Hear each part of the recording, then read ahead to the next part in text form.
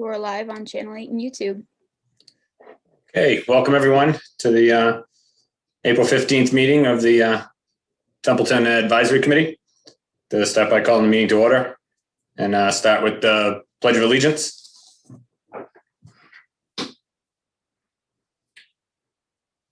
Pledge allegiance to the flag of the United States of America and to the republic for which it stands, one nation, under God, indivisible, with liberty and justice for all.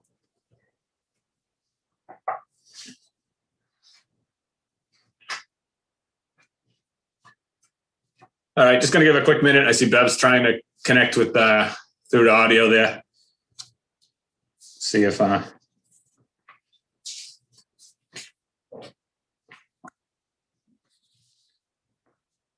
everyone get the minutes that sent out from Deb?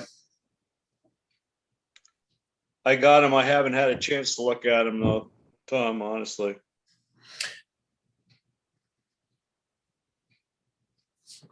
I know she's still working on the some of the other meetings minutes. She was said she was getting to that, getting them, watching the recordings and making sure she had everything. If I might, I'd make a motion to table them to our next meeting because, like I said, I haven't got a chance to read either set I received. Are you making a motion, Bob? Yes. I'll second that. Okay, any discussion on it? The only thing I want to make sure what you're talking, not talking the pre-town meeting, Bob, correct? We're just talking our next meeting, actual Right, meeting. our next regular business meeting. Okay. Anybody have any other comments on that? Okay, do a roll call vote. Amy? Yes. Will? Yes. Bev, are you with us now? See her, but I don't think she's with us yet. Bob? Yes. And I'm a yes.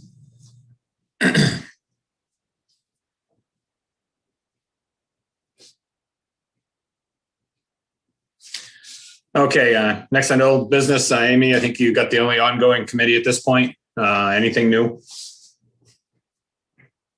No, we don't meet again until Monday. Okay, that's right. Yeah, we kind of catch every other meeting we catch right after yours. Right. And because of where vacation falls, they had to juggle the meetings around a little bit with other commitments.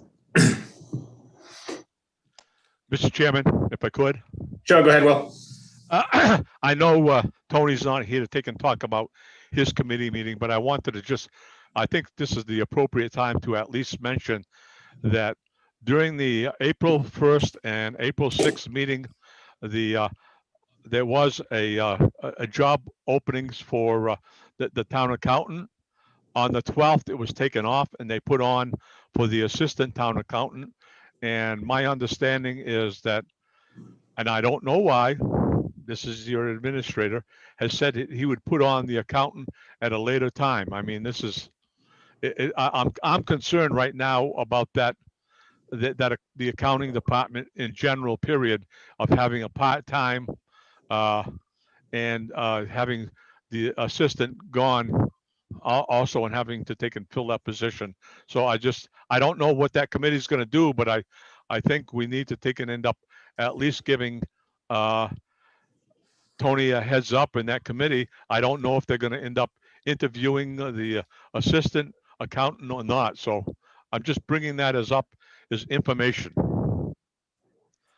And do, Will, is I can email Adam and just ask him to lay out what the plans are for the accounting office. I did see the posting for the assistant accountant. I didn't see anything for accountant at this point, but I could do that. And for our next business meeting, we could see if he could get a response back to us on that. Yes, it went up on Monday along with the DPW.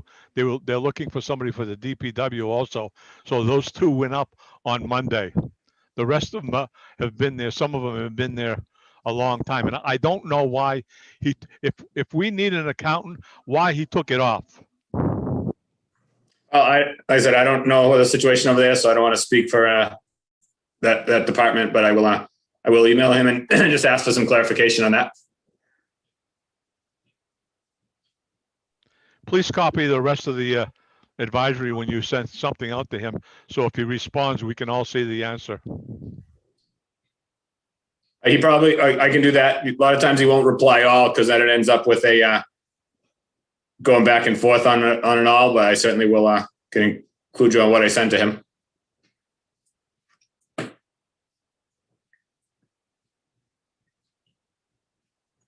All right.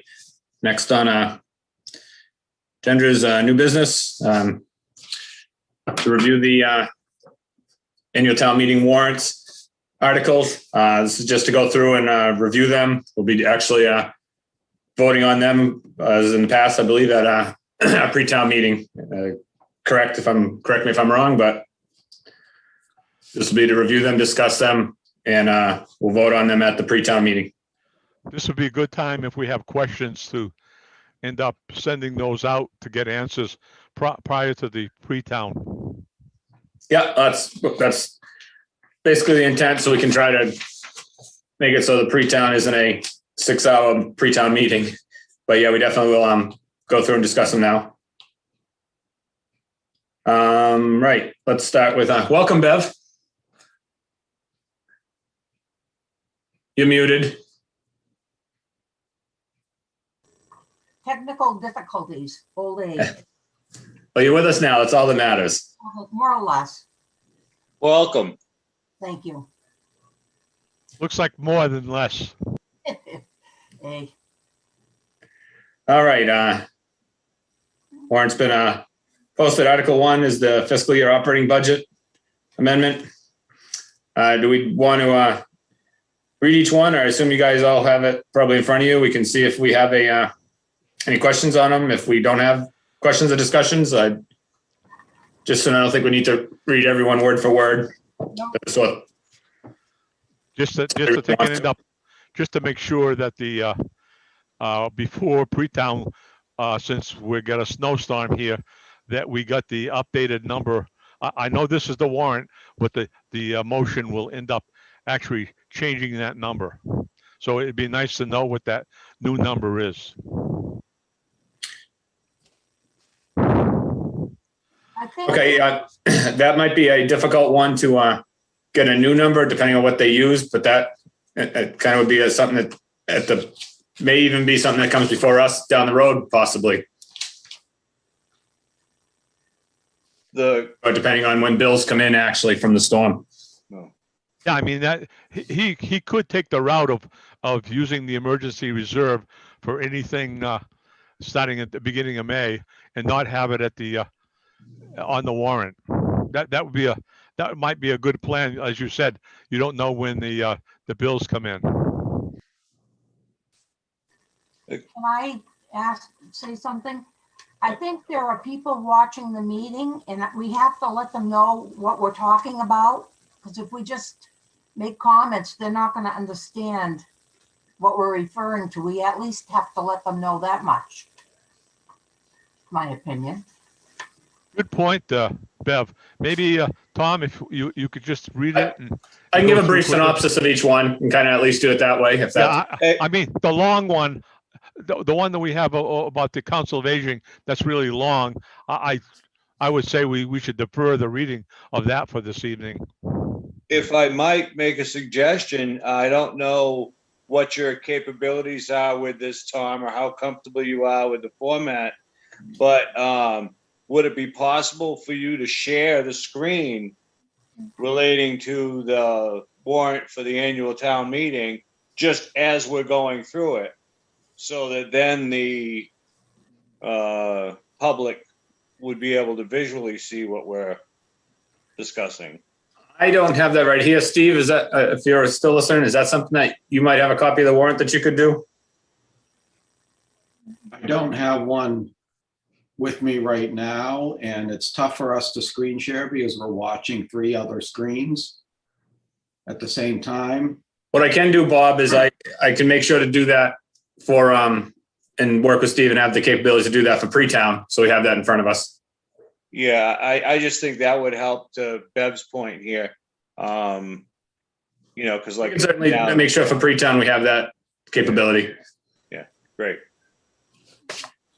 For now, Article 1's see if the town will vote to appropriate sum of $105,000 and no cents for supplemental appropriations to the fiscal year 21 operating budget. $15,000 for litigation and collective bargaining for the select board and $90,000 for snow and ice FY21 deficit. Thank you. You're welcome. Does anyone have anything they'd like to bring up or discuss on that one? Or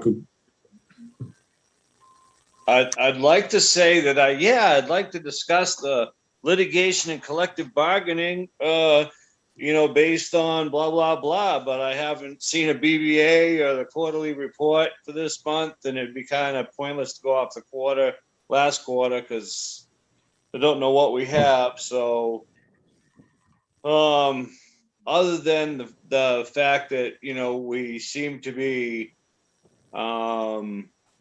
collecting some funds in the special articles for litigation purposes, I think now with this, I think with this, we'll have something like 34,000 for litigation in special articles under BES and collective bargaining.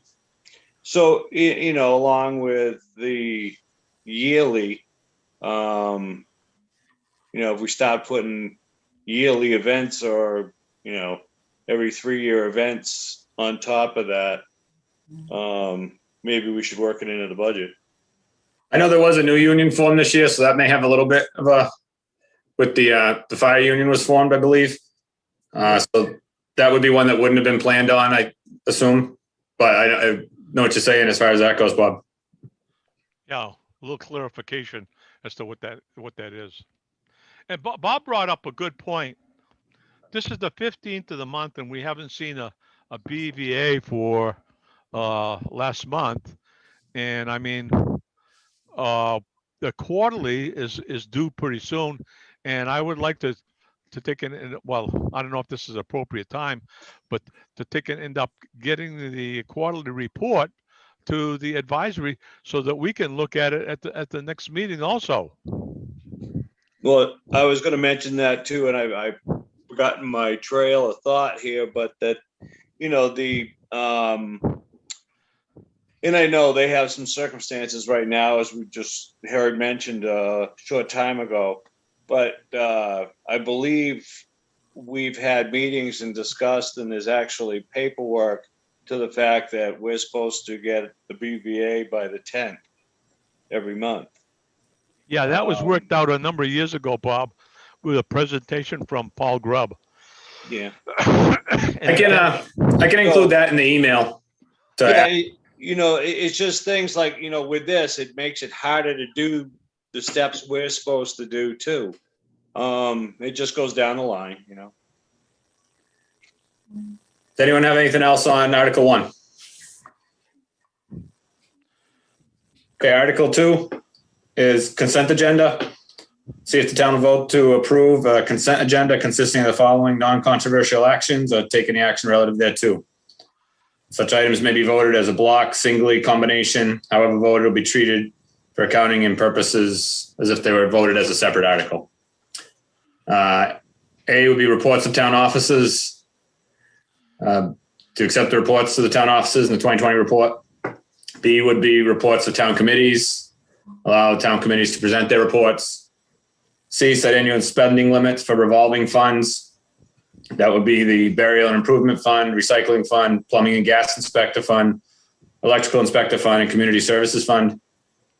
D, accepting transportation network community fee, such as sum of money may be received from the town by Mass Transportation Network Community Assessment, MART, Dial a Ride, or any other action there too. Just a comment, Mr. Chairman, if I could. Yep. In the past years, and it's been a couple of years since it's happened, this committee has made a report under the report of town committees.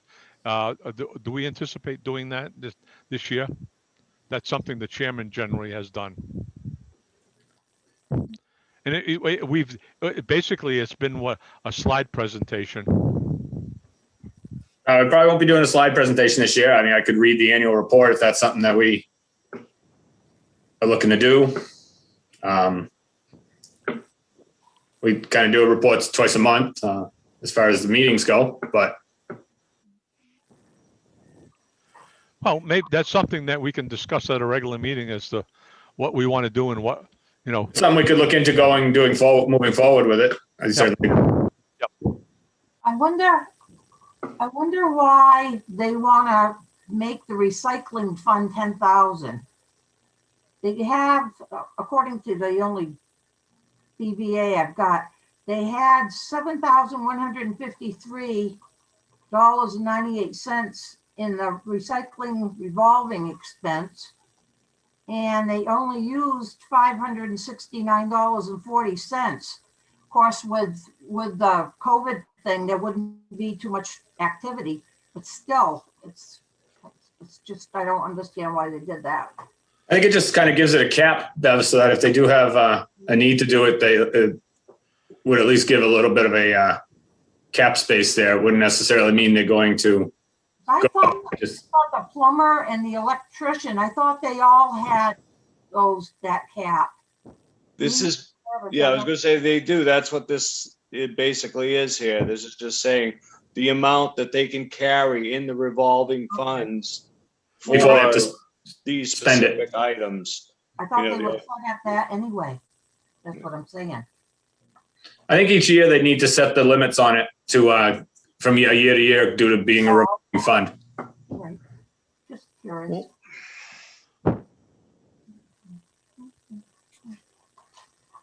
Anyone have anything else on Article 2? Article 3, the FY22 sewer operating budget. See if the town will vote to appropriate the sum of $1,304,100 and no cents to operate the sewer department for fiscal year 22.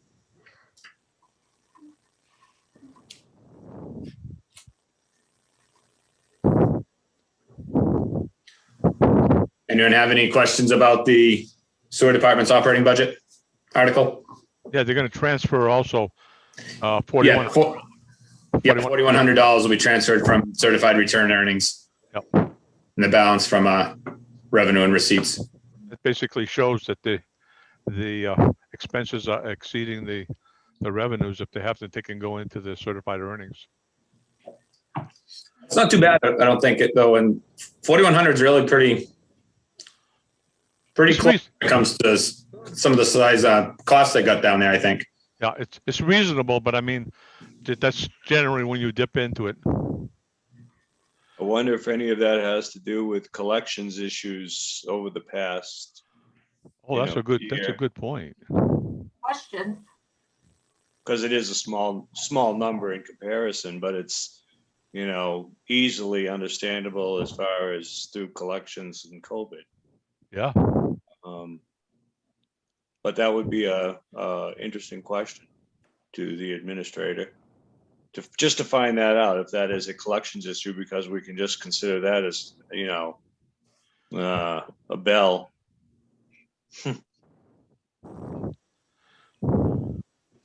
Deb, did you say you had a question?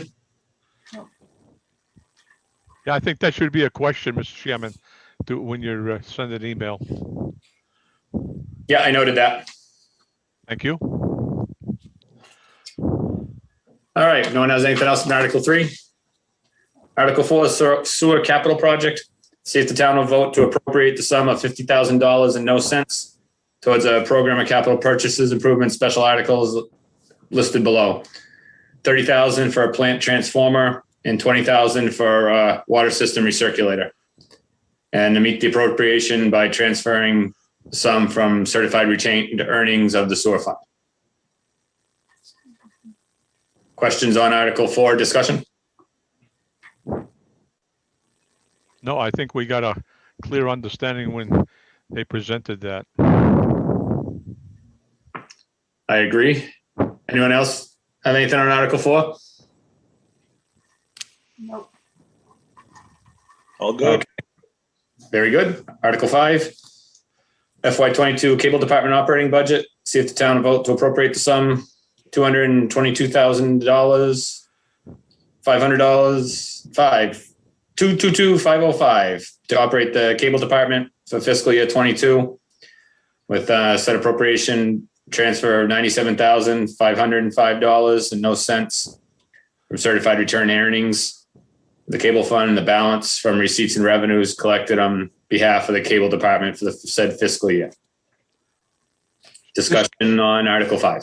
Just a curiosity, maybe Steve can answer it, is how much, if they still have a lot of monies in the certified returning earnings?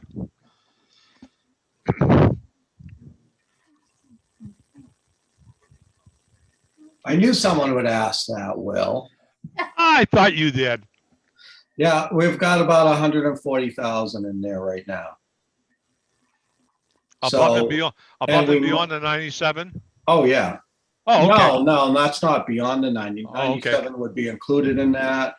And I think, as you know, and capital planning knows, we never come close to spending all of our capital, and it's there in case we need it, so we don't have to come back for a special town meeting. And then it rolls back over into retained earnings, whatever we save. So you don't foresee that we're going to end up having a little money that you have for next year if revenues don't come in from, your revenues don't come in from the cable? Well, that's a possibility. I mean, it's not going to drop off a cliff right now, I don't think. Cable might dwindle down, but we're ready to go if, cable monies recede more rapidly than expected with sponsorships and video production clients and some new things that we're working on. So we'll be bringing money in. Thank you for the updates. You're welcome. My pleasure. Any other questions or discussion on Article 5? That department's all run. Yeah, thanks, Steve. And I just, the only thing I would add is, you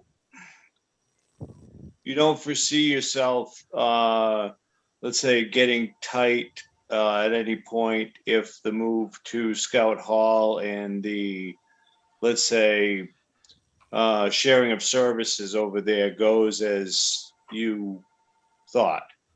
You don't see that affecting you, the overall picture. We've already planned for it. Yes. So there's some money in our budget to help with utilities and things like that over there. Now, if, it shouldn't come to much more than that. Are you still If we gonna have to buy, if we have to buy a building, that's a different story, but I don't think that's gonna happen. If you move to Scout Hall, that will vacate the building behind the old fire station? No, because the light department garage there is our broadcast point, and you have to have a dedicated fiber line. Oh. And just to put that broadcast point in years ago, there cost $17,000. Gotcha. The only other broadcast point is at the high school, and we don't want to move there because of access issues. Yep. But that's why part of our plan is if emergency response does that fire building with CPA funds, there's a possibility we can move in there, and that's where the mass broadband fiber terminates, and we do foresee possibly being able to use that at some point. Not necessarily for TCTV, but for the town. So I think it would be good if we were there. So that's still the conceptual long-term plan. Obviously, it hasn't come to pass yet, but. You have a long-term plan? My God, we don't have one for the town. I got a truck, Steve. I can help you move. Mhm. We'll be walking equipment across the parking lot probably at some point. You can use a truck. But hey, the light department's been great to us there, and it's just an 8x12 storage space with a rack in it. And, I haven't been there in 2 weeks. I go there when I need to. And right now the TV server is very stable, knock on wood. And, basically that's what's there, and, are some equipment storage. Well, the reason I asked that, Steve, is because that's basically in the floodplain. If we have problems with flooding, that area has been prone a long time ago, but it's prone to flooding. And if you've got equipment in there, that's not good. Yeah. Well, I don't want to see that kind of flood. We had floods from the ceiling, and the light department put a new roof on. Oh, did they? Okay. Yeah. So they've been, and they put a hole in the wall so we could vent in a portable AC as well. So they've been great with that stuff. And hopefully, we'll be able to continue there. But that's why I'm not looking to relocate that to any spot, because it's just too expensive.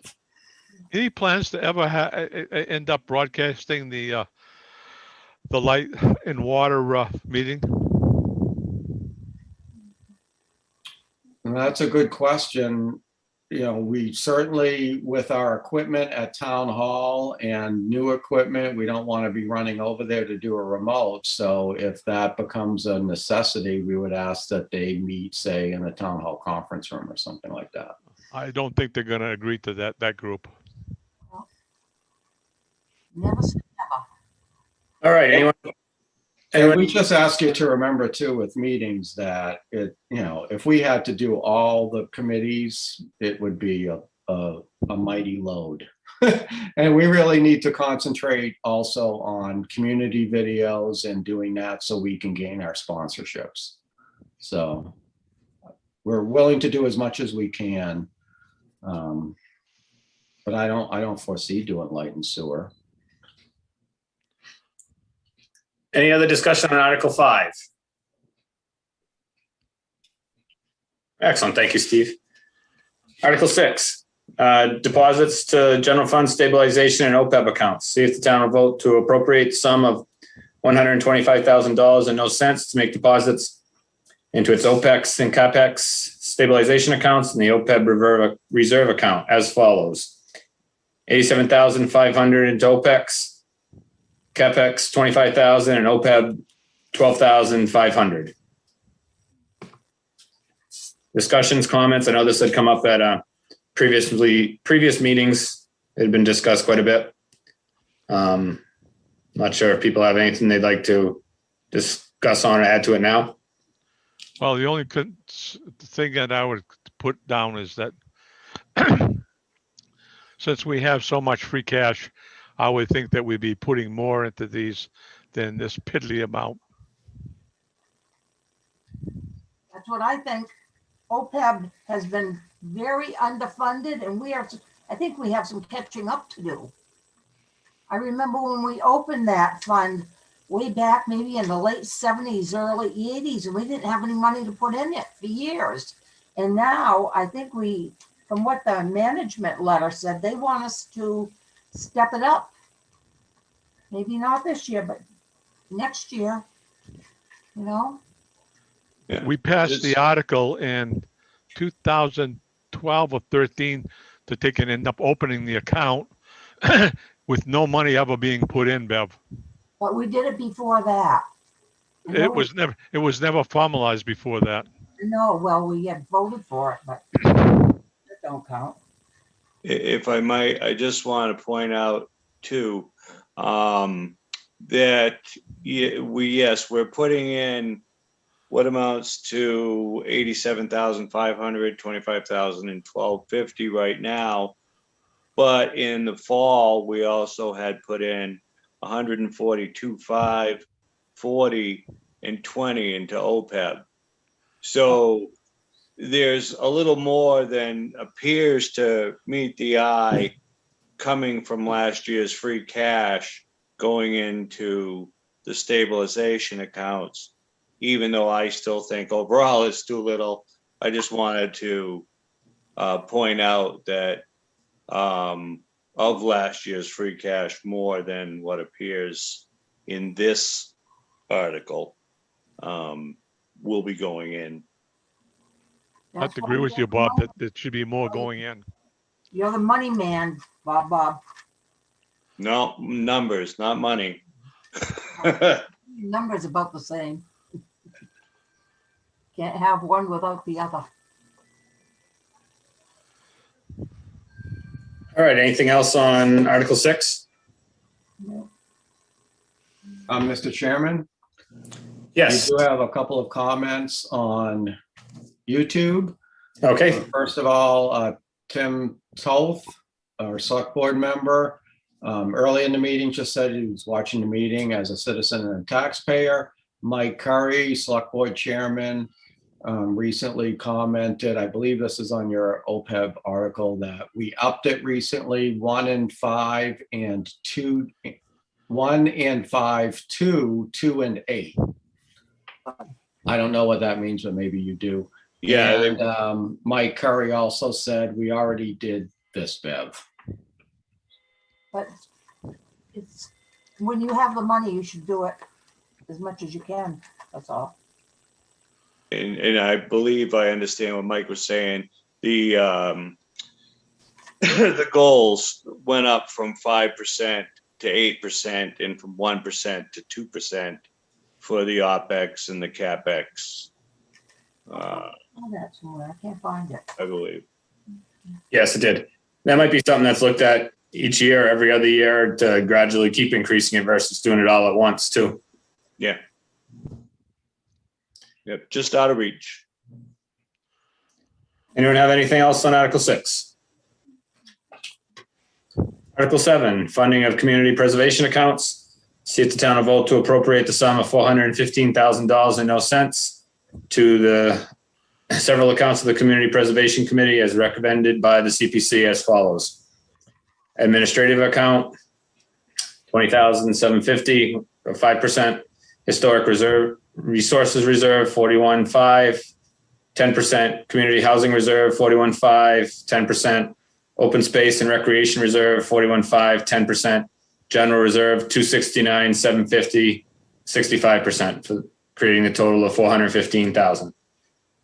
And to meet said appropriation by transfer from the community preservation annual revenues, which includes the amount collected as a surcharge, and the October 22 state match for CPC permissible expenses. I think by law, they have to take and break it out this way, Mr. Chairman. I believe so. I think this is a article that they need to historically bring it out like this. That's why they put most of it into the the general reserve, because the others have small amounts in it, and they can end up using from the general reserves for any one of the other accounts. Yes. Does anyone have anything about Article 7 they want to discuss? Okay, Article 8. One thing, Mr. Chairman, Sure. just as a note, so people watching know that there's 3% of monies over the valuation of 100,000 on a house that you get assessed on, and the state does matching. So we get a matching amount from the state for CPC. So and we're one of the few communities that have and that's the cap, 3%. So that's a good thing.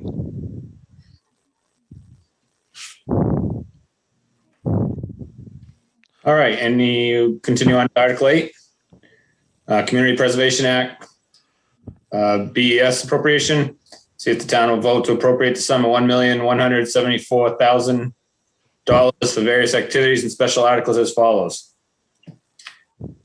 The MPZ School Street LLC amount, 1.174, purpose for affordable housing. CPA funding and source, 205,000, community housing, $969,000 undesignated, or take any other action there too. Subject to a grant agreement between CPC and developer. Mr. Chairman, can we end up putting a question as to how much money the CPC has to make sure that this is covered? At least we'll will know that they have that money to be able to fund this and any other articles. Because I have a concern, they have quite a few open projects on. Some have monies they use, some are in the middle or have not used monies, and it's concerning as far as having the monies available for anything that they vote or the community votes. I hate to end up seeing us vote for things and not have the funds to go ahead with them at all. I can include that in the email to Administrator. Yeah, because I think he's going to have to go to the accountant to find that out, because I don't believe that the CPC keeps track of the funds. They don't have like a treasurer or somebody monitoring the amount of monies that they use. You generally have to ask either the administrator or the accountant for monies. Well, if I might, I don't remember the specifics so much, but I do remember that this was gone through prior to the MPZ going to the CPC.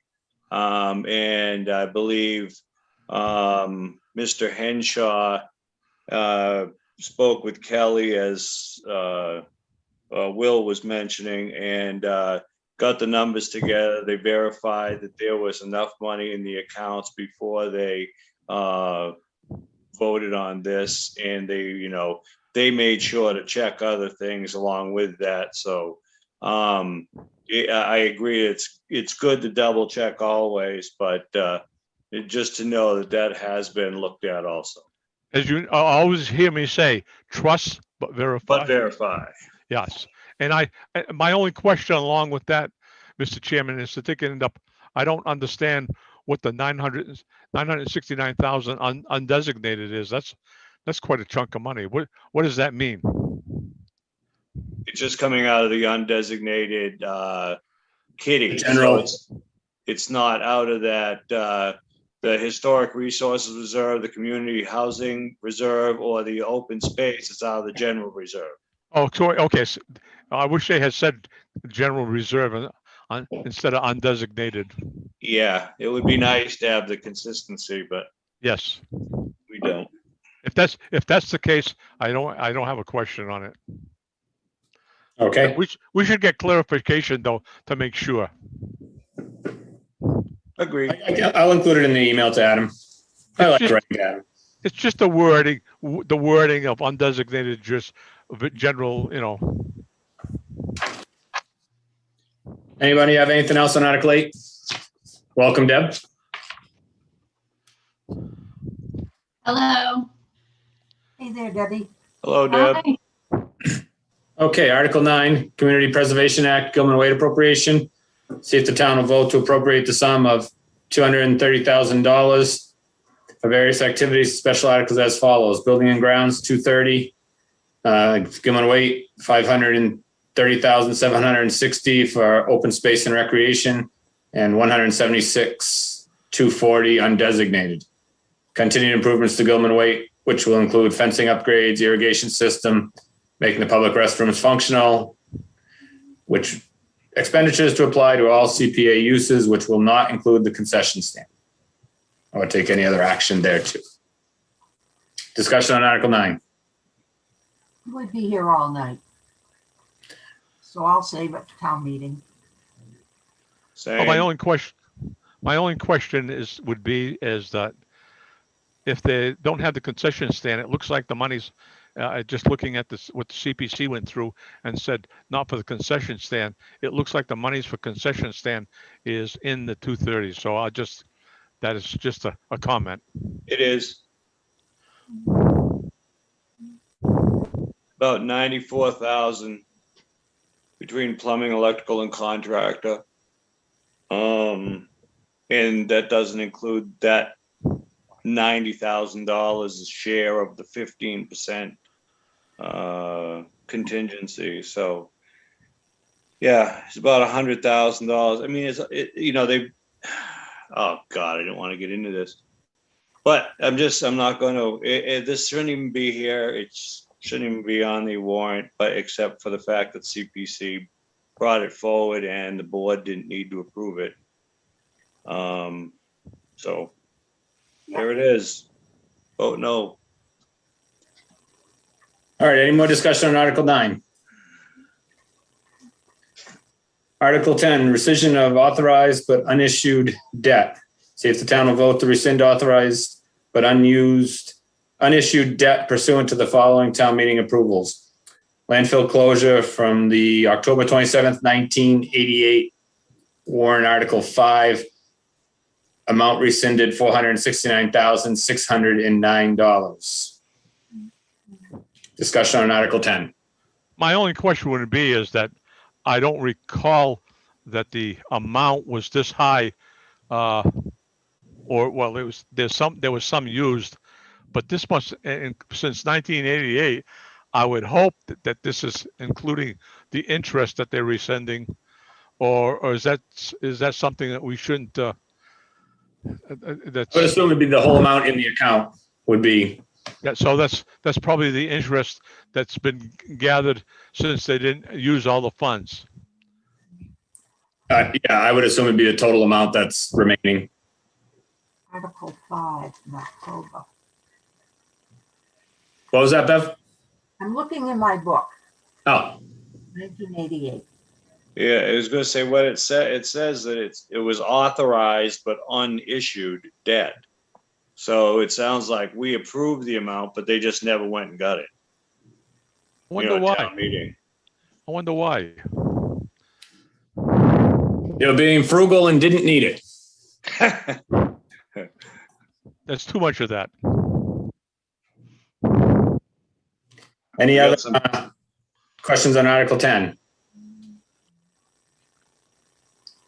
Okay, Article 11, Templeton Scholarship Fund. See if the town will vote to raise and appropriate sum of $4,000, no cents, to the Templeton Scholarship Fund to be expended by the Templeton Scholarship Committee for the purpose of awarding scholarships to eligible applicants from the town of Templeton. Just a note, Mr. Chairman, this is a separate article. It used to be on as part of the budget years ago. But then because if it was included in the overall general budget at the end of the year, if it wasn't used, they couldn't use it, and the kids don't necessarily have their stuff in for the scholarship fund to issue money. So they ended up putting it as a separate fund. So people that are watching this, they understand this is a separate fund, a separate article. The money's there. It's not something that at the end of the year flows to free cash. It's still there for their use to hand out the scholarships.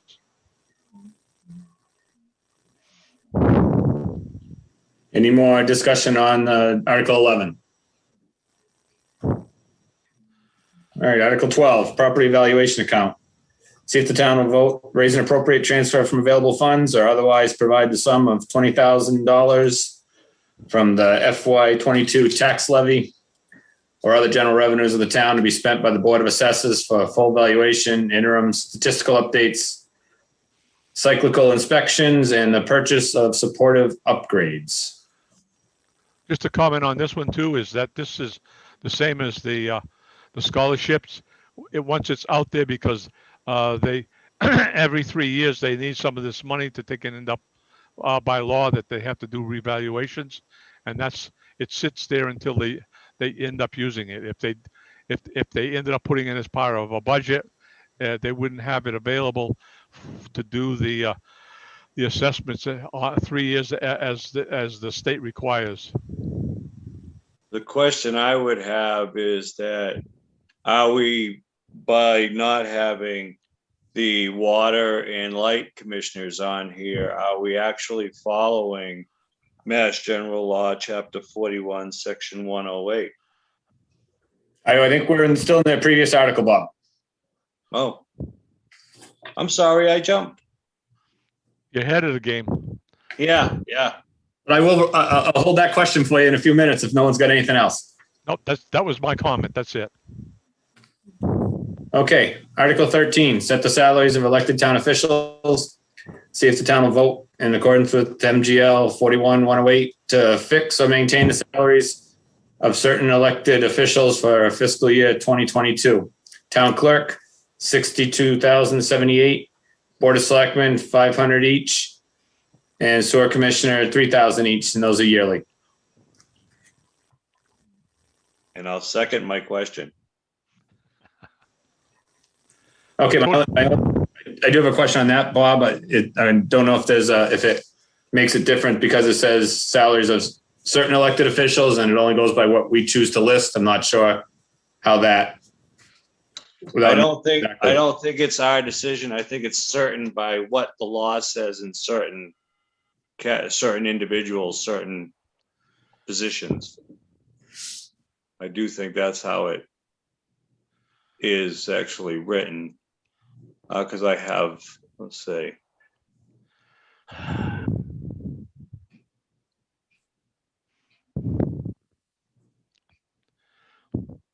Yeah, my looking at that law, I read it the same as you did, Bob, is that because they're elected officials, they should also be on here.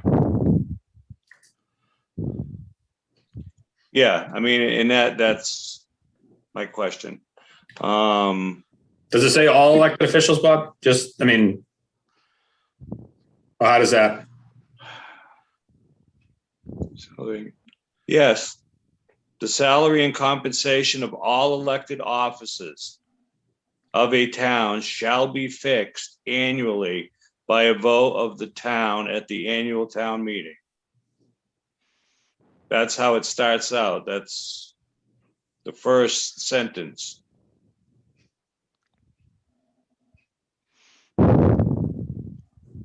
Yes, that pretty much says it.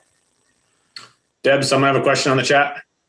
Yeah, Mike commented, this budget is about our budget, not TMLWP, and I'm not sure what that's standing for. Sorry, Mike. You're voting from our budget. He says we aren't considering their budget, only from our OPEX. Well, I think he's a little bit wrong on that because sewage commissioners have their own budget per se, yet we vote on it. So, I mean, I think he must be interpreting it a little bit different. They have their own budget also over to Light and Water, but they are elected officials, same as sewage commissions. Yeah, so he's saying stores our vote, not TMLWP, which now I understand means Templeton Light and Water. Thanks, Will.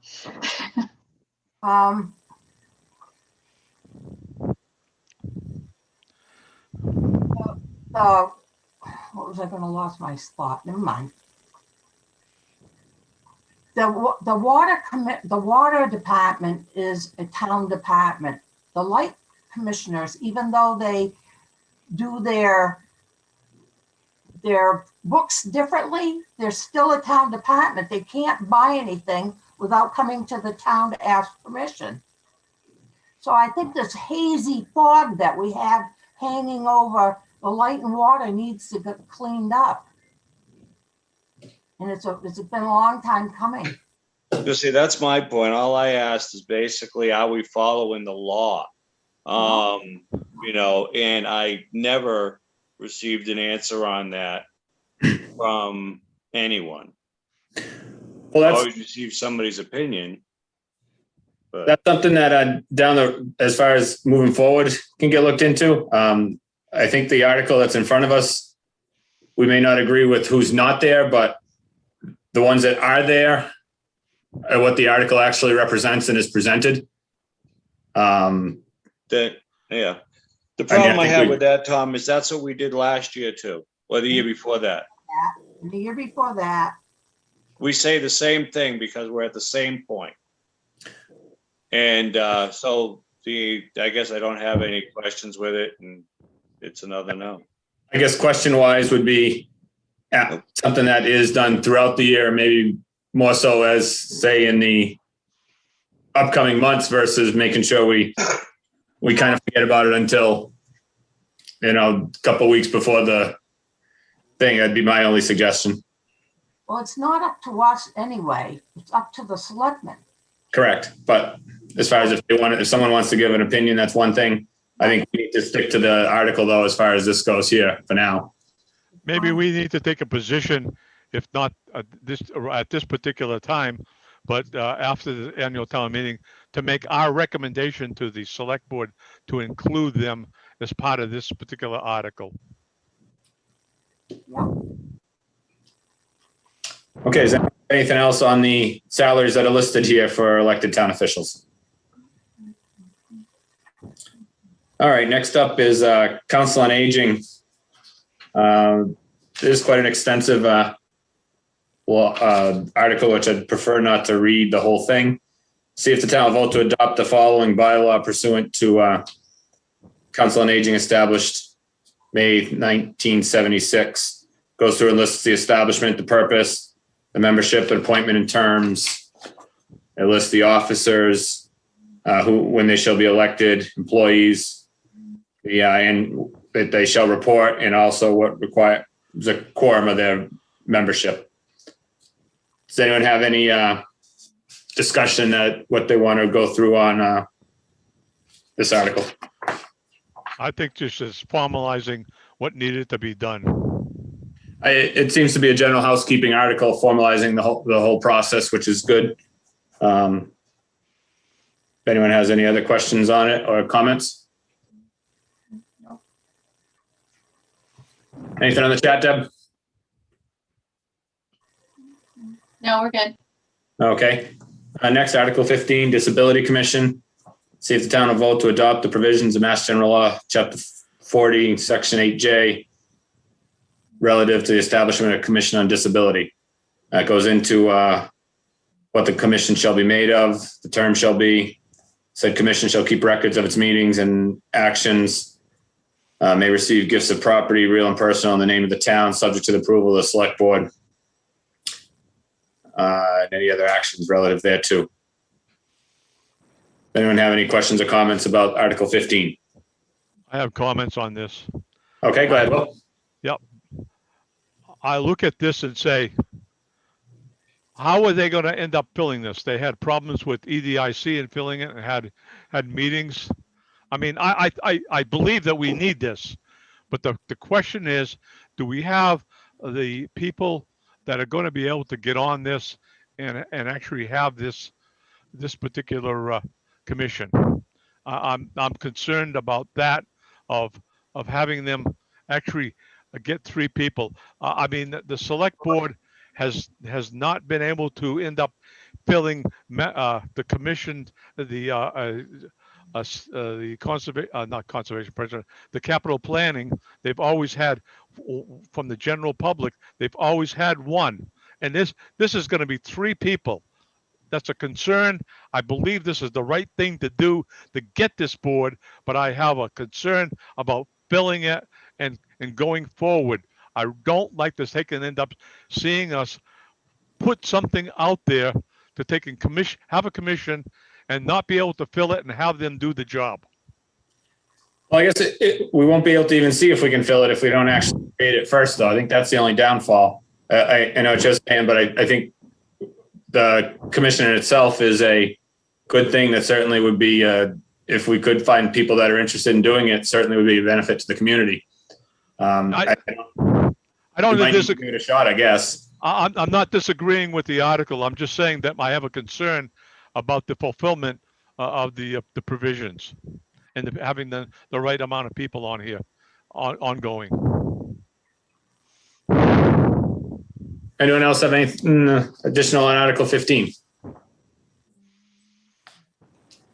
Okay, Article 16, FY22 General Fund Operating Budget. See if the town will vote to appropriate the sum of $9,903,495 for the operation of general government fiscal year 22, and to meet said appropriation with a transfer of $270,000 from the ambulance receipts reserve for appropriation, anticipated receipts, and the balance from taxation.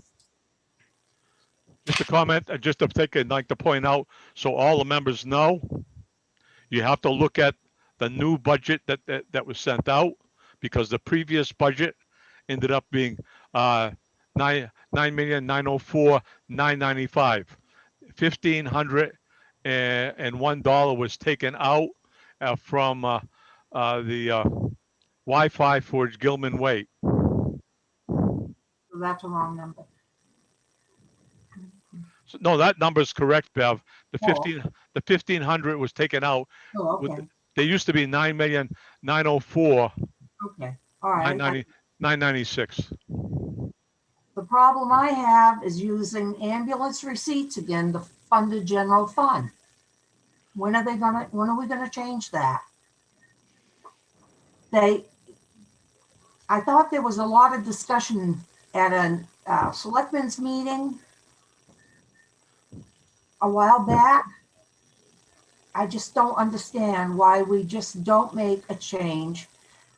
I voted for this article to fund the ambulance with the ambulance receipts. And we either fund them with that and run our general fund with the money we have. It's the bottom line. So it is what it is, but somebody's got to get it together and get this resolved. It's not okay. I won't disagree with you, Bev, because I just talked to a couple of people concerning this, and they're not happy.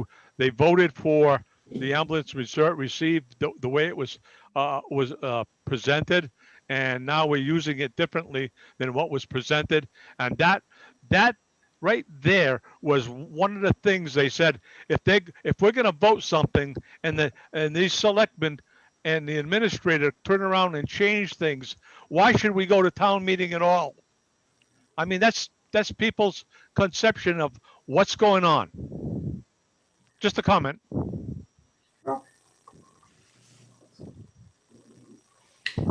Anyone have anything else on Article 16?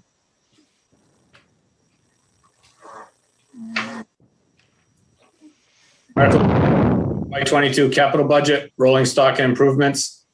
See if the town will vote to raise and appropriate the sum of $468,500 towards a program of capital purchases and improvements, generally illustrated below.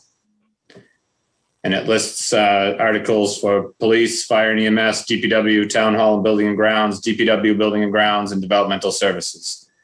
And to meet said appropriations by a transfer of $458,500 from certified free cash and a transfer of $10,000 from ambulance receipts.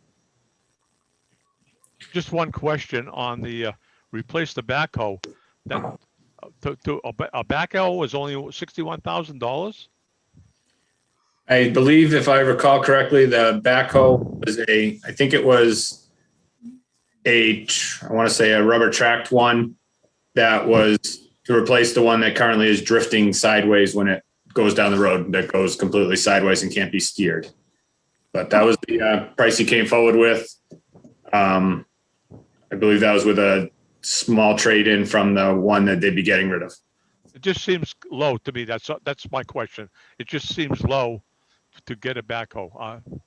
Maybe my conception about what a backhoe costs and this price is totally different. I'll look into that. Any other questions, comments on Article 17?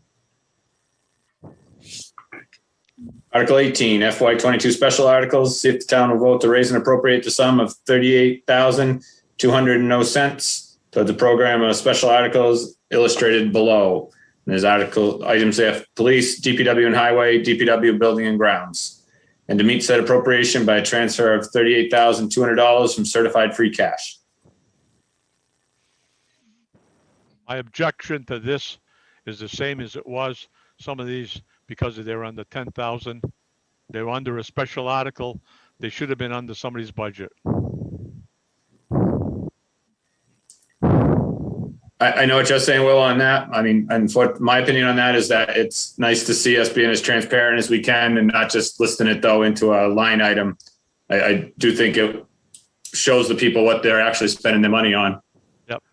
Because we had discussions about the transmission flusher during some of our budgets, and I see that here and I question that.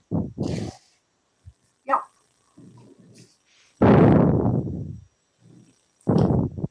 Any other comments or discussion on Article 18?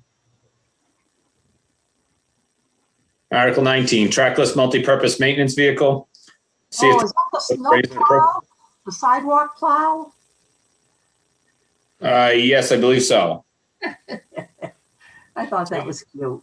You're gonna Sidewalk name, plow, that's the mower, the multi-purpose maintenance sidewalk vehicle over the guide rail. See if the town will vote to raise and appropriate the sum of $213,750 or any lower sum to be expended under the direction of the Highway Department with Select Board approval for the purchase of a trackless vehicle and to meet said appropriation by a transfer from the CapEx stabilization fund, the sum of $113,750 and a transfer from free cash of $100,000. Discussion on the article. My only comment on this is we discussed this and we had looked at other towns, and the other towns have done away with the sidewalk plowing per se. And the comments that I made at the when we talked about this previously were that the sidewalks were plowed with the present thing, but people weren't walking in them; they were walking in the road, and that happens not only in this community, but I also observed that in Gardner, where they ended up doing theirs. But I saw other, and they're very particular as to which sidewalks they do in their community. And I think I asked the question about which sidewalks were going to be done and how much. How much of the sidewalks were going to be done by this machine? It's just comments. Yeah, I'd like to say that, despite like what Will's saying, us having 12 miles of plowable sidewalks in town, my issue with this, aside from the whole trackless, the whole maintenance vehicle, everything, is I wouldn't vote for this article living in this town right now if you paid me because of the way it's written. It doesn't give any specifics. It gives $213,750 to buy a trackless machine, that the actual trackless machine is about $94,000 or $98,000, I believe. And the rest of it's all implements. After going through the capital plan with the groomer, unless you specify what's there, I'm a no, because it's just a chunk of money and here, buy what you can. Maybe that's something on town floor that Bob Zozak will explain also. Unfortunately, though, Tom, this is the article we're voting on, as they will tell you. So just like with the school, just like with the police station, this is what you voted on, the article, not what they told you. And so let's stay with what we have here, please, because that's what the taxpayers are going to be looking at. They're not into what they might be doing. They're into this article, and that's what they're going to be held by when they say yes or no. We learned that in past years. That's Right. exactly what we learned, because there was a summary and there was a bill of goods that was sold to people on debt exclusion for 2 years, and the article basically sold off for the police station amount of money, and it's no longer 2 years. So unless we're very specific in these articles as to what it contains, you're not as transparent as you should be to the people that have to prove this at town meeting. I have to agree with you, Bob. you can put lipstick on a pig, but it's still a pig. So if you you can have a description that can tell you anything, but you're not voting on the description, you're voting on the article. If anybody wants to learn anything, you have to learn that. Yeah, if nobody asks the question, they're going to end up finding out that they bought something that was a lot more expensive and had many utensils versus what the intent is.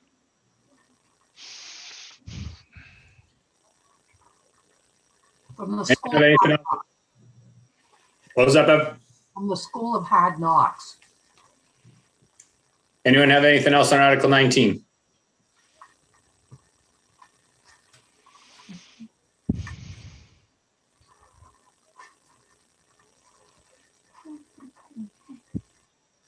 Okay, Article 20. Montezuma Regional Vocational Technical School. See if the town will vote to raise and appropriate the sum of $638,780 as the amount assessed upon the town for fiscal year 22 for Money Tech.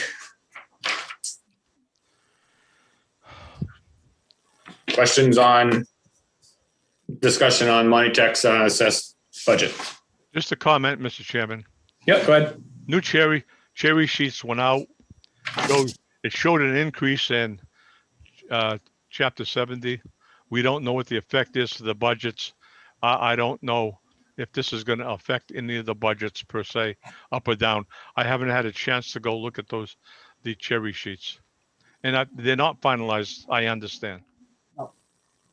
Yeah, they're not finalized. The good thing is I did go and take a look at them.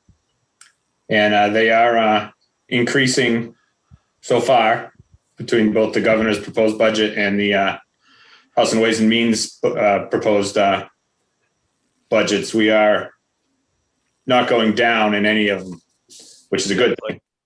Oops, excuse me. Again, it's preliminary. Yeah, I was gonna say it's like 30 up on the regional school and 7 or so on the town, I think, in the latest update. Yeah. Any other questions on Money Tech? Okay, Article 21, Narragansett Regional School District. See if the town will vote to raise and appropriate the sum of $7,143,838 as the amount assessed upon the town for the fiscal year 22 assessment of the Narragansett Regional School District for the purpose of educating and transporting the town's enrolled students, provided, however, that any stated amount shall be reduced to a lesser amount, which shall subsequently be certified by the school committee and certified to the town for fiscal year 22. Well, just as a comment, in past years, because I've been around a little bit, the school committee, because they got an increase in some of the monies that they received, they actually reduced the amount that they asked the community. I can't remember what year it was now, but I could end up looking it up. No, I do remember that. Yep. So that would be nice if that happened. I think that's why they put in that any stated amount, shall be reduced to a lesser amount, depending on what's certified. So I don't have any other discussion on the Narragansett School District. Article 22, form a budget.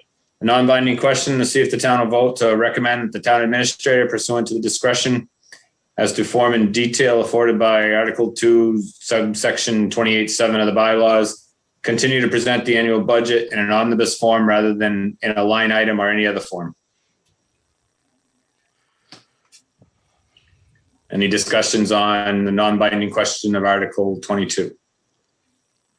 Mr. Chairman, you probably don't want to hear from me again. I love hearing from you, Will. But this particular, I have a big concern about them even submitting this. They never vote. There was never a vote by the only people that can end up voting for an omnibus budget or a line vote for budget is at town meeting, and that didn't happen. The omnibus budget got pushed onto the town with no input by the voters at town meeting, and this basically is a slap in the face to me as a citizen of this community. Never mind on this committee. It just reeks in another attempt to end up working around something and not really giving the voters the full story as to what their powers are.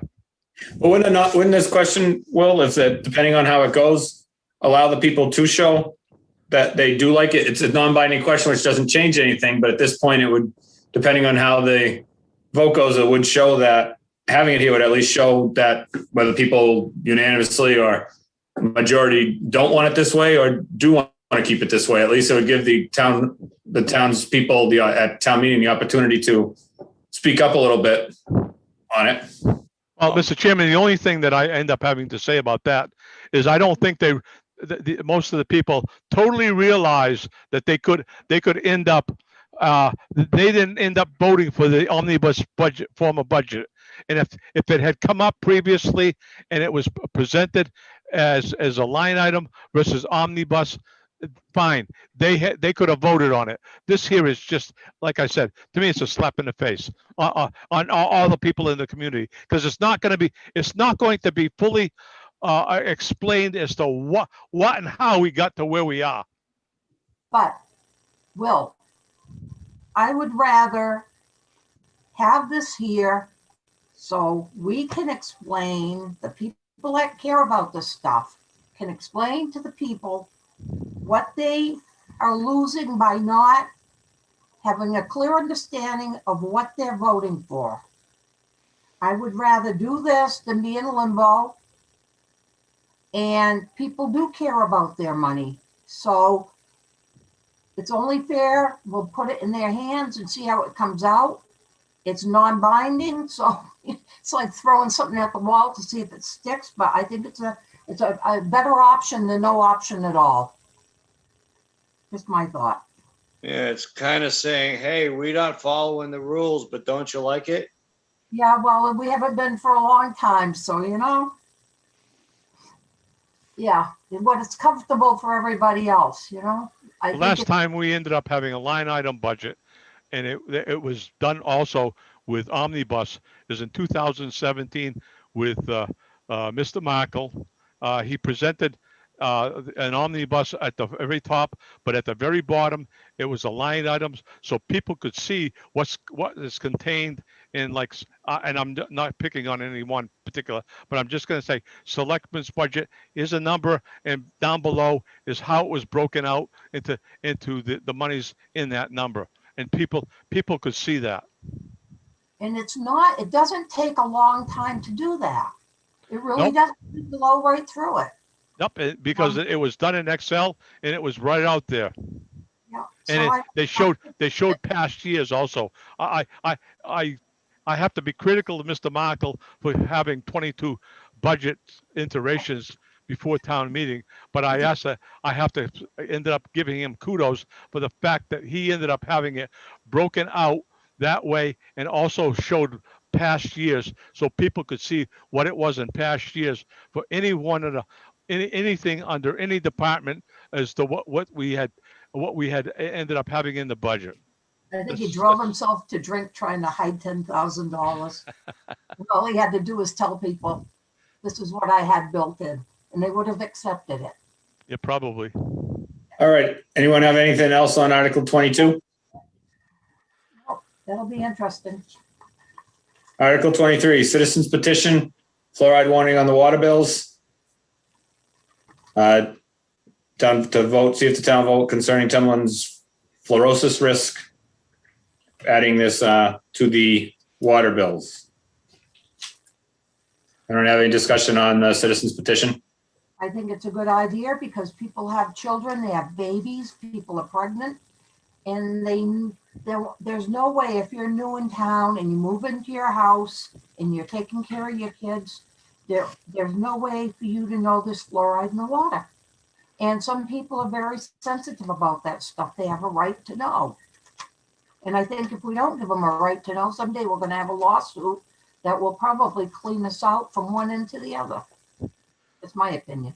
My comment is going to be about both of these articles. We've seen these in the past. And looking at social media, and I know that's not always a good indication because people don't come. There seems to be more footing on these two. So I don't know what's going to happen to these two particular articles per se. If the people that complain on Facebook come, you may end up seeing finally these particular articles pass. And I mean, I saw on social media a question went to the chairman of the health department to provide all her background information, and basically the only background information that supported fluoridation was from her job, and not necessarily something that the government or the state ended up buying into. So I mean, it's up to the community to come forth to they can end up doing something with this or not. Yeah, the same pretty much on fluoride. It's like, again, a citizen's petition. Moved that the town vote to authorize the Board of Selectmen to seek special legislation as set forth below. Lists down below what the act authorizing annual town meeting is responsible party on all decisions involving fluoride and not fluoride in the public water supply. And it lists 3 sections following. Any discussion on Article 24? No. If I might, Mr. What I Chairman. have for articles in front of me, unless someone's got a different warrant than I have. Mr. Chairman, if I might. Yes, go ahead, Bob. I just wanted to go back, if I might, for 1 minute to Article 9. It's the Community Preservation Gilman Waite appropriation. I remembered something after we completed that that is relevant to the article. In the presentation on September 10th to CPC, the number was brought, well, let's say the number that was brought in was $200,000 for CPA money and $30,000 from the school and the rec. And by the time it was all done, it was $230,000 from CPA and 30 from school and rec. And that 30 from school and rec was specifically stated on 2 occasions, and also in the motion made by Mr. Henshaw and affirmed by Mr. Henshaw by restating it, that there was to be a thing in the article that stated there would be $30,000 contribution from rec and the school in the article. And that's just another instance on this, that it gives the impression that it's a $230,000 project when it's actually a $260,000 project. So that was what I wanted to get to, that actually, and that was talked about at the time when we presented to town meeting, blah, blah, blah, we should do this, da, da, da, da. And, you know, that was his verbiage. So I would assume that would be relevant. So that was it. I just wanted to point that out. Thank you. Okay, thank you, Bob. All right, next on the agenda is review the advisory committee section of the Department of Labor Standards, Department of Local Services management review.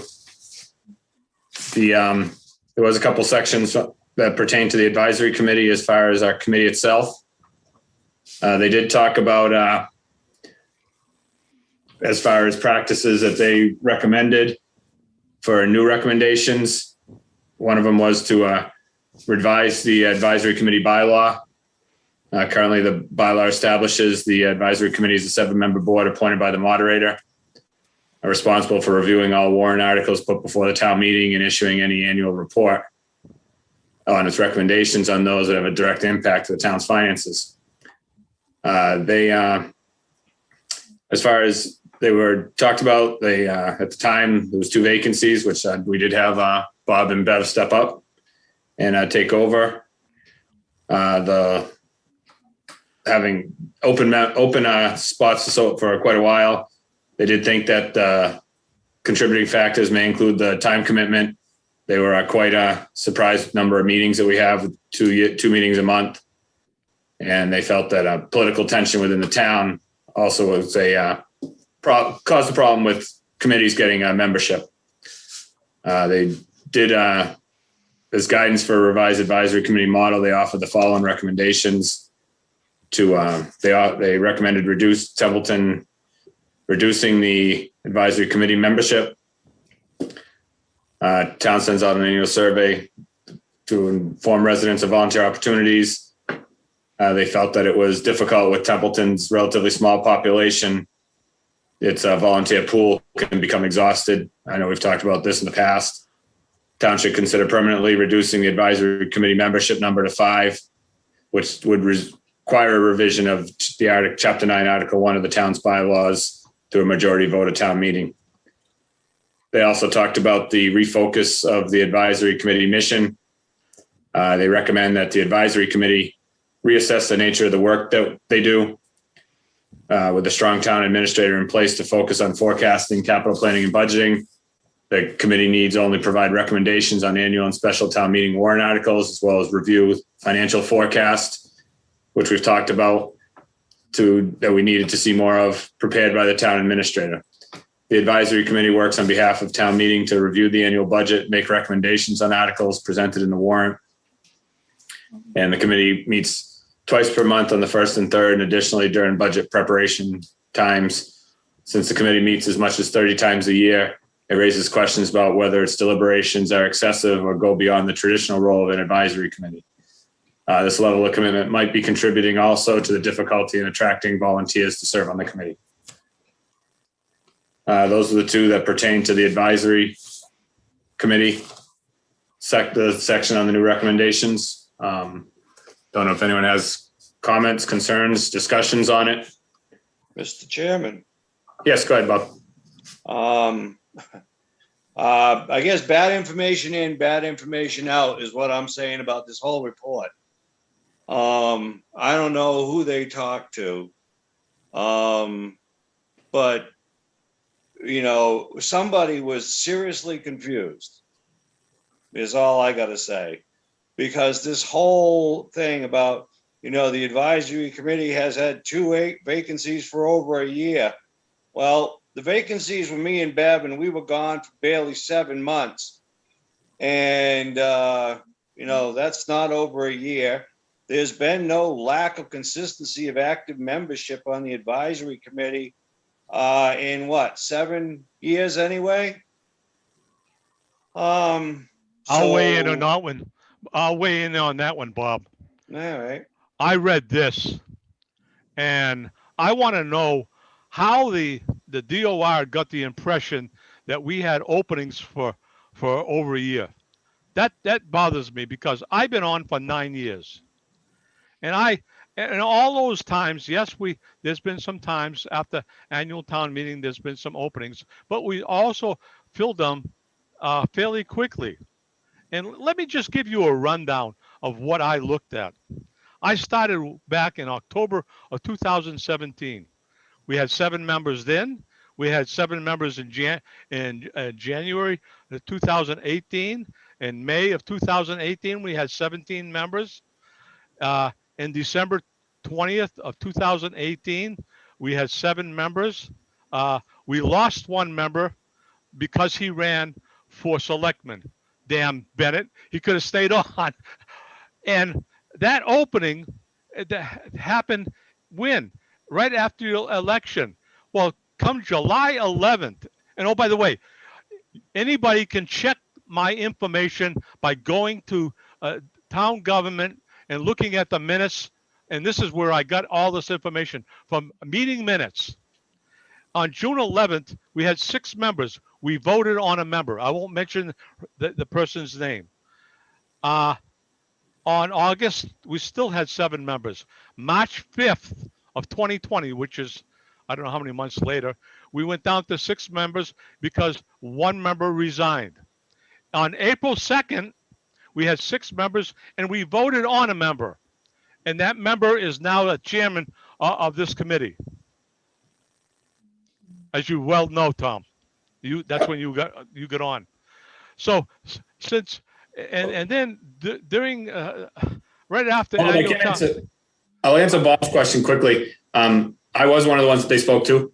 When I said as far as what we had for openings on the membership, I said we've had 2 openings since last fiscal year, because that's when we started, was July is when we had the openings as far as the end of the town meeting. So I will say that's how I gave that information to them as far as that goes. Just to let you know, Bob, on that there wasn't something that either whether they misinterpreted on that or whether they weren't familiar with what we run on as far as the fiscal year goes. So that I did as how I put that to them. If I can finish, Mr. Chairman. Yeah, go ahead. Well, I just wanted, Okay. while I was thinking of it, let Bob know that. That's okay. That's how it happened. But that was concerning to me when I read it. I ended up seeing what was sent by Mr. Bennett to us on the comparison towns, and there was only 2 towns that had 5 people. A majority, the biggest majority was that they had 7 people. Well, as you always hear me say, trust but verify. I went and looked at four communities that were on the list and verified it. The only difference I found was in Ashburnham, the bylaw calls for 7, and there's 6 members listed on their site. So that could have been an oversight when that was presented to us. Then I looked on over 20 other towns. Quite a few of them were the same size as our community. Same size. I mean, I even looked at some communities smaller than us. The only ones I found, as an example, smaller communities than us is Ashburnham, Phillipston, Petersham, Irving. There's really small towns. They only had 5 members. I can understand that because they don't have 8,000 people. They're down 1,000 or 2,000 people. But all the other communities, even I looked at and I went, by the way, there was a number of them that I found more than 7 people. The biggest majority I saw was 7. The only exceptions I found was Bolton, had 6 members on, and it was by bylaw. Boylston, 6 members by bylaw. Then I found Adams, 15 members. They had 1 opening. And of course, you saw Munson, by bylaw, 13 members, and they had 8 people on. Then I looked at Spencer, 11 members, 8 members on. Sterling, I found this interesting. They had 5 members, but the bylaw calls for 7. And I mean, then I looked at Webster, 9 members, 15 by bylaw. So I mean, I did the research, and by far above, it's 7 members for the size communities. And I looked at the size of a lot of these communities, and then the other thing I take exception to is the 2 meetings per month. For what communities I could end up checking, Barry, smaller community than us. It's right on their front page for their advisory. 2 meetings a month. Boylston, 2 to 3 meetings a month, because I saw some meetings that were 3. So on average, it's 2. Leicester, 2 meetings a month. Littleton, 2 to 3 meetings a month. Lunenburg, 2 meetings a month. Well, I think we understand that you did research on the towns. We're just reviewing what they had said about as far as Templeton wise. Well, I'm pointing out that some of their comments are not justified. And the fact that our select board took the opportunity to vote as to how many members are on this committee is a travesty. Let me say this. Maybe we should recommend a warrant article that they can end up having the select board end up only having 3 members, like a number of other communities that I looked at. I wonder how the select board would like that. I don't think they would like that. And that's a comment to them, so they're aware. They can end up being very critical of me, but the facts are the facts. They voted on it. They should own it. They shouldn't be meddling in on a committee that's not, they don't even appoint. You know, if they appointed, that'd be a different story. This is under the moderator's jurisdiction. And I mean, I just. They are entitled to their opinion, though.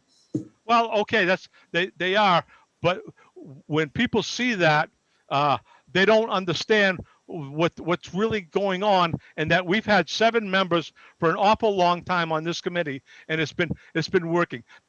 When we only had 5 members, as I pointed out before we ended up appointing 2, we only had 1 meeting during the 7 months that we did not have a quorum.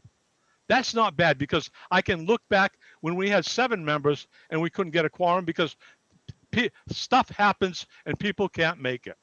I understand that. Well, that's because part of that, I think, with the 5 members also helped the fact that that whole time was during the pandemic when we could meet by Zoom. Because I can definitely tell you there would have been a few meetings I would have missed that if I had to run to a place to go to a meeting place, unfortunately, just due to timing. This has the Zoom platform, although it may not be the most convenient for everyone, has, I think, improved meeting attendance. Actually dropped it, Tom. That might be something that we look forward as because I think we're going to, through the rest of this year, we're going to continue on Zoom. I don't know how far into next year, but that's something that if it comes up after a town hall, if it opens up, and it should already be open up, because I looked at that when I ended up doing my research. A lot of these communities were open. I find it. Go ahead, Bob. Will. I'm sorry. I just want to get back to my point here that, in this advisory committee review here, if you take out all the misinformation regarding attendance, how is any of the rest of it valid? Because it is misinformation, Tom. Because it's still this fiscal year. It's not, it wasn't a year, it wasn't, a couple of years, it hasn't been missing.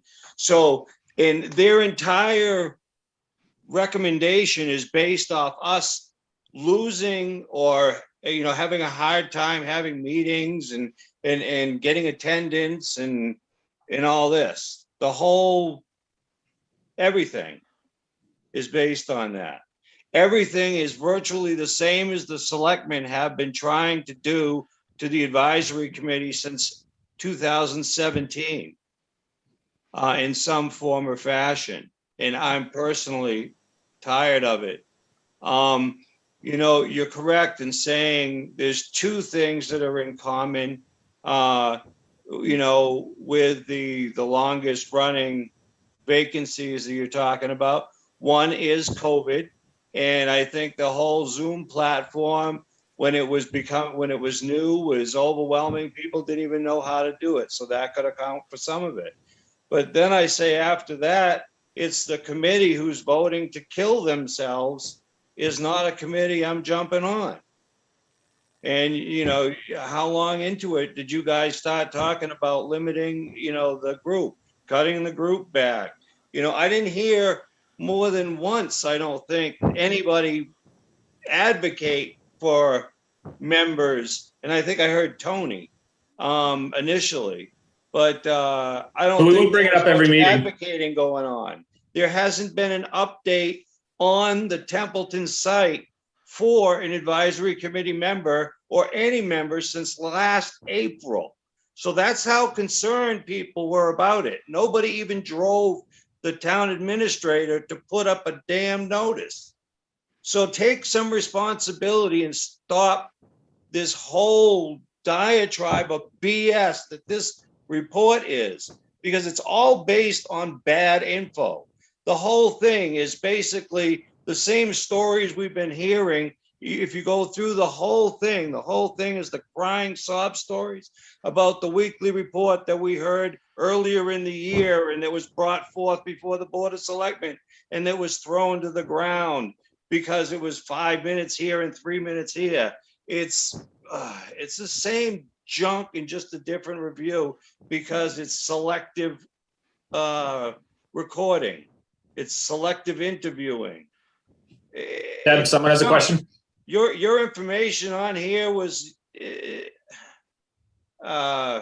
didn't do us any favors, Tom. And if I didn't think so, I think you were trying to limit the team. Yep, someone's got a question. Kind of frustrated. Go ahead, Deb. Yep, I just wanted to read, Mike Curry made a couple of comments, just that they voted to just approve or accept the report. So they weren't adopting anything in the report, and there was a formal joint presentation coming soon. So I just wanted to read those. Thank you. I don't know how to put my hand up. I lost the hand thing. All right. I have been on an advisory board off and on since the 70s. I was on with Judy Wilson. Oh, who else was on? Way back.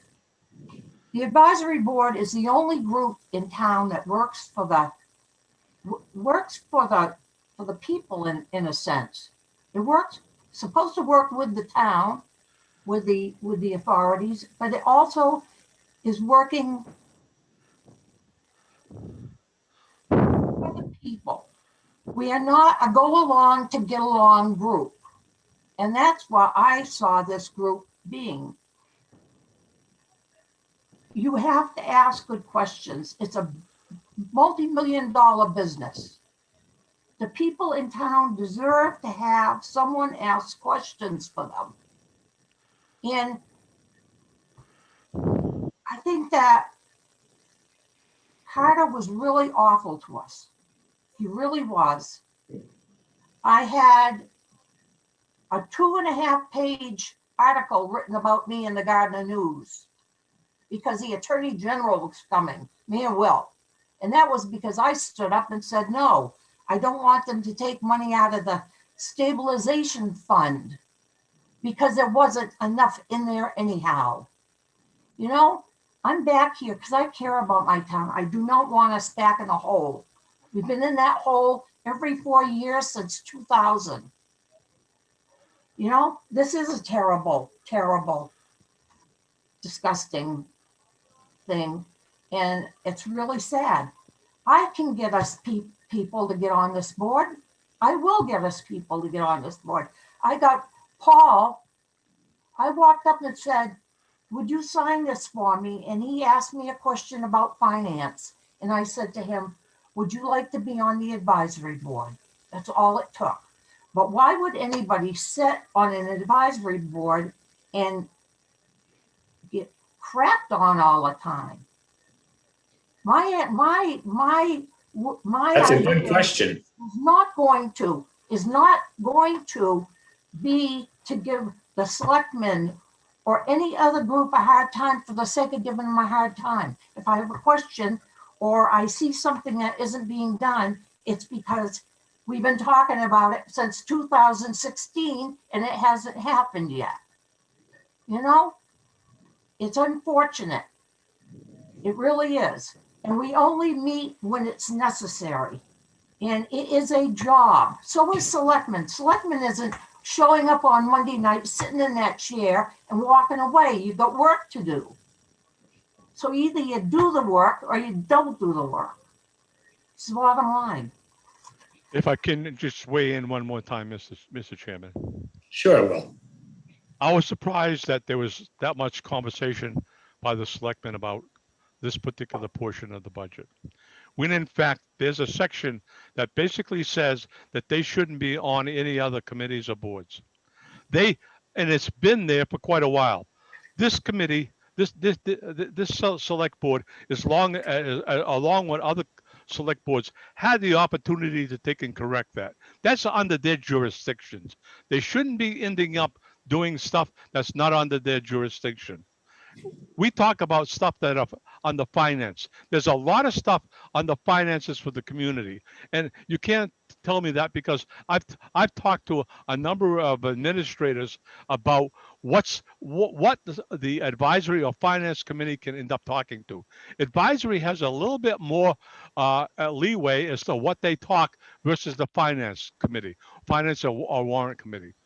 And if you look at a lot of the communities that have advisories, they end up talking about quite a bit of things that come under finances, and they end up pushing back and bringing things up and getting things corrected. We have in this past, you heard Bev talk about Mr. Grubb, one of the best members that we've ever had when he was on before he moved.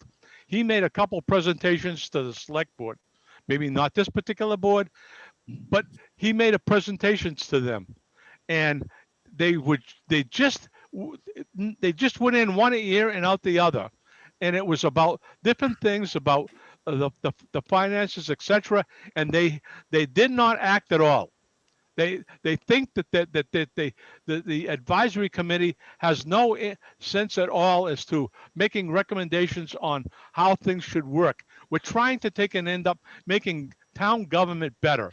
And you can see that in other communities. Just another point, advisory committees, the ones that I looked at, a lot of them spent the month of March and April, meaning every week, a lot of them, every week to take and talk about the budget. They broke the budget down. And oh, by the way, there was some that ended up having joint meetings. And I think we talked about this also about the length of the Saturday meeting. They actually broke it up, and the select board and the advisory finance talked during the week, and there was more than one evening that they talked about.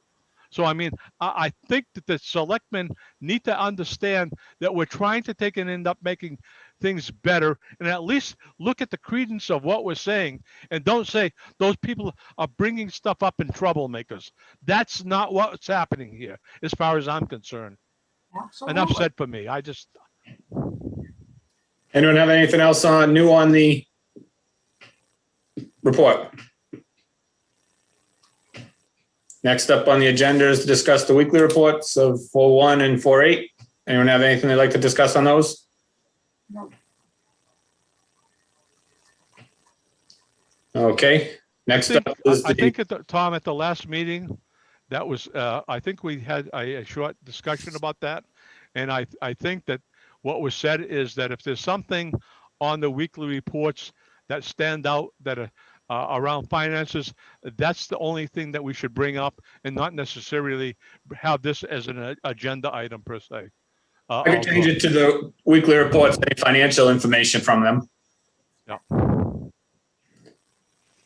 Next up is invoice payments.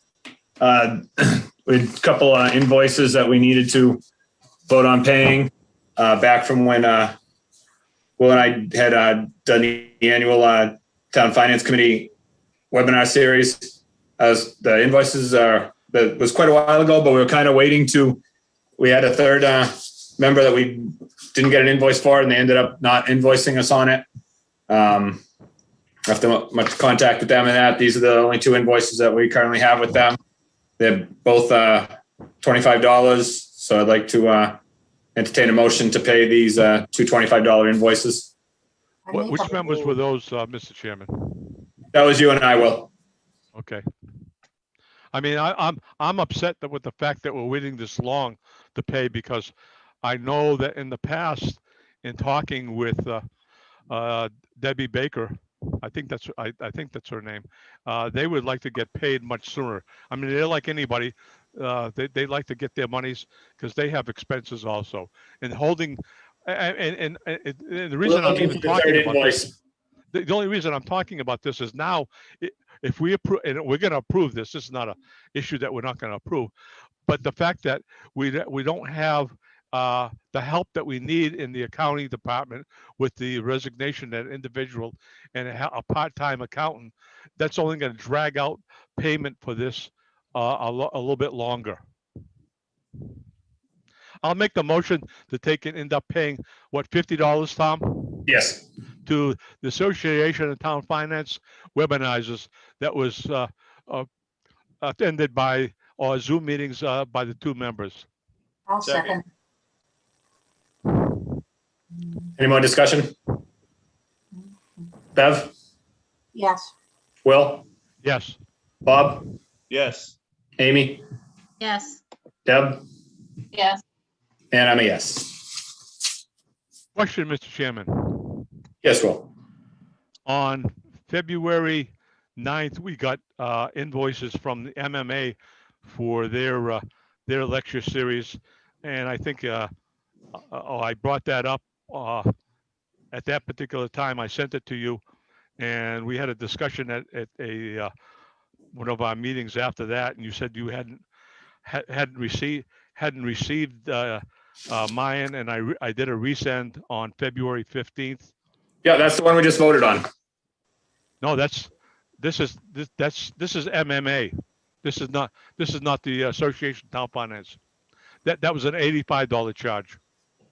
We voted on the $85 ones. That was back in November. I think I actually looked it up. It was October.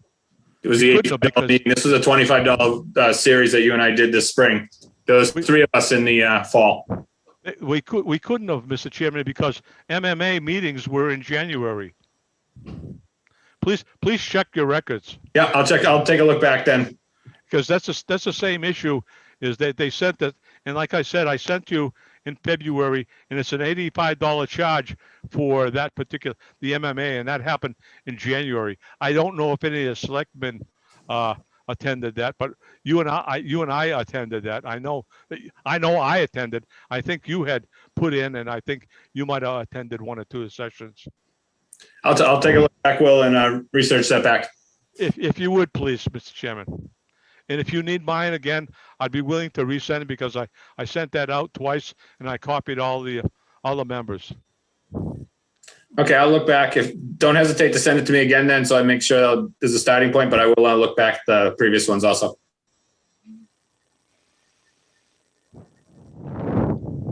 All right, next up on the agenda is committee members' comments. Bev, you got anything you want to bring up? No, not really. I think that the financial management review on a whole was very enlightening, and there's a lot of work for a lot of people to do. I hope we tackle some of it. The faster we get things done, the better off the whole town will be. That's it. Will?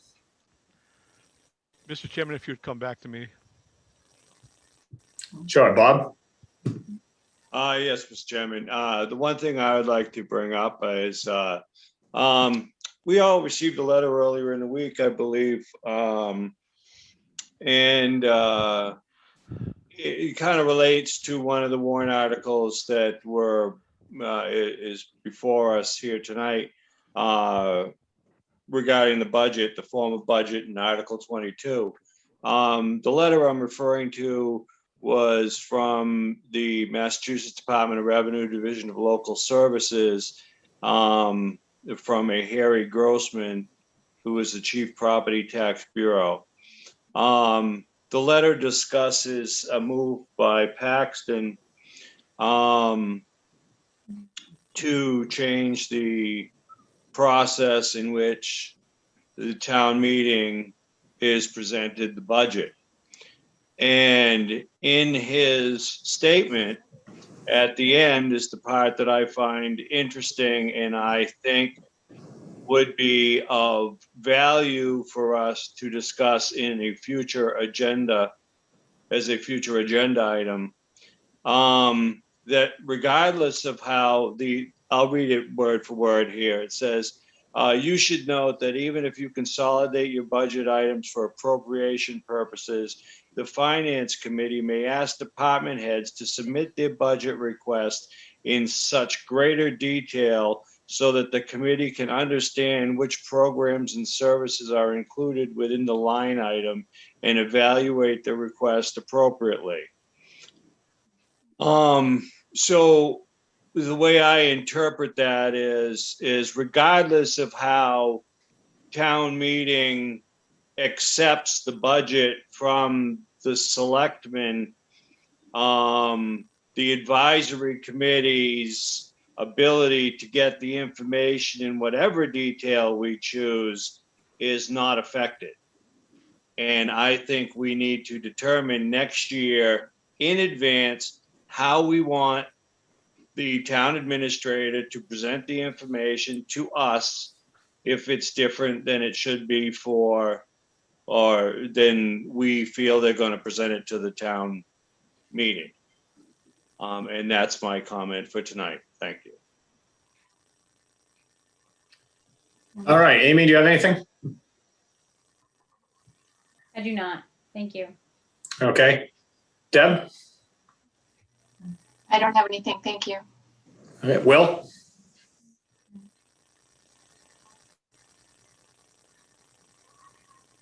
Will? Yeah, I'm coming. I just have to find the button here with everything. A couple of things. I think there was a breakdown in communications between the vice chair and the chairman. Why do I say this? On the first April 1st, we went through half the budget, department by department. On the 6th, we went through the rest of it. There was an agenda item that we said we would defer to taking voting on the entire budget until the next meeting. That's this meeting, and it wasn't on the agenda. So I look at that as a breakdown in the communications. I mean, I've talked to some people that will have watched the meeting, and they said a lot of other stuff, but I will end up trying to take and remain positive on this, that it was a communications breakdown.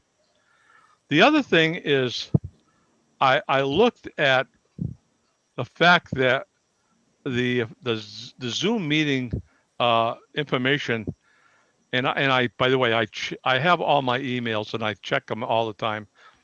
And what I saw was that from the TCTV, it was sent to the advisory committee, and it went to the email early in the morning, and then late at night. And this is even after we didn't, as far as I'm concerned, we didn't get it on the 8th, Tom. So that's a different issue. Even later on in the evening at like 5 o'clock, it was sent out. So there must be a breakdown in that process that you set up to have it automatically forward to us. I told you at the last meeting, Will, that it won't automatically forward. And I was working with Tony, and we hadn't been able to figure out. I get it bounced back. I can forward you all the bounce backs every time if you'd like, individually, but it won't auto forward everything. So I've been sending it out. If you didn't get the invitation, that was for a meeting that was a week and a half later for 4 hours. I apologize. I do work. Yeah, I just bringing those up is we need to take and tighten those up to correct that so we get the information much sooner, because the only other thing that we can end up doing is TCTV. I know you and Debbie get copied on it. Maybe he should be copying the entire advisory committee. And I put that out to. Well, how many days in advance do you need the Zoom invite? Well, I mean, I don't care on how long I get it, because when I get it, because here's the process I end up doing. I get that email. And the first thing I do is I open it up and see what the password is. I take the password and I write it down, and I write the date that I received that password. So that way there, I have it written down as the password for Zoom. And then when I want to take and end up going there and clicking to get into the meeting, I know exactly what date that it was received, and I have the password. It's very simple to me as to take and end up doing it as a process. So I don't care how long I get it ahead. I already have a process. I don't know. I can't speak for the other members, but that's my process. You're an engineer. Yeah, you got there before me tonight, so your process works, mine stinks. Did you have anything else, Will? No, that's it, Tom. I mean, I just like to take and see us tighten up on those two particular things. Like I said, I had to listen to some negative comments about why that agenda item was not on from some people. And I said, I did put out a request for agenda items, and honestly, for the first time, and I was quite surprised, I received 0.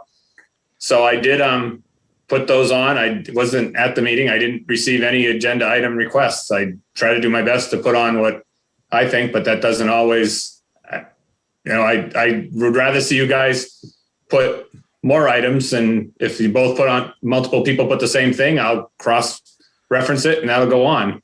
Well, the reason I brought it up, Mr. Chairman, is because I would have thought that since the vice chair chaired the meeting, and we had the secretary or the clerk, excuse me, Deb, that they ended up were there also, and we actually voted to take and end up having it go on to the next